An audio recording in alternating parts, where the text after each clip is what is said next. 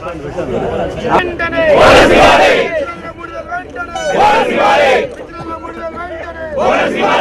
వ్యతిరేక విధానాలు రైతు వ్యతిరేక విధానాలు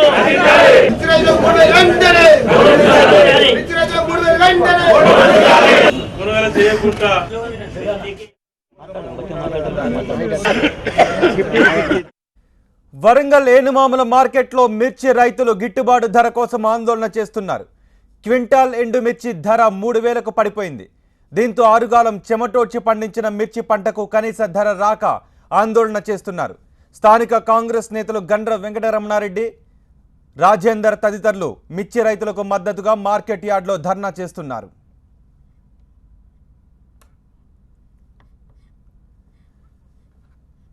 ఏనుమాముల మార్కెట్ దగ్గర నుంచి మరింత సమాచారం మా ప్రతినిధి రమేష్ అందిస్తారు. రమేష్,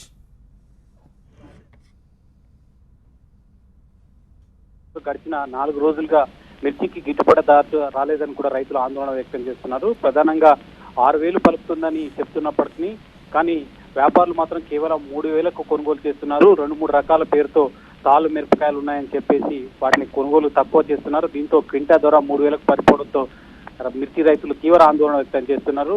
అమ్మడానికి కూడా నిరాకరిస్తున్నారు. ఈ నేపథ్యంలోనే కాంగ్రెస్ పార్టీ పూర్తి మద్దతు ప్రకటించింది రైతులకు. గండ్ర వెంకటరమణారెడ్డి కాంగ్రెస్ సీనియర్ నేత నేతృత్వంలో, అదేవిధంగా నాయని రాజేంద్ర రెడ్డి డిసిసి అధ్యక్షుడు ఇద్దరు కలిసి ఒక బృందంగా ఏర్పడి రైతులకు సంఘీభావం తెలిపారు. రైతుల ఆందోళనకు మద్దతు తెలిపారు. ప్రధానంగా మిర్చికి 6000కు పైగా గిట్టుబాటు ధర కల్పించారు. అనుకున్న ప్రకారం ప్రభుత్వం చెప్తున్న లెక్కల ప్రకారం ఏమాత్రం ఇక్కడ క్షేత్రస్థాయిలో రైతులకు న్యాయం జరగడం లేదని ఆరోపించారు కాంగ్రెస్ నాయకులు. దానికి అనుగుణంగానే మిర్చి రైతులు కూడా ఏనుమాముల మార్కెట్ లో ధర్నా చేశారు. ఇంకా ధర్నా కొనసాగుతుంది.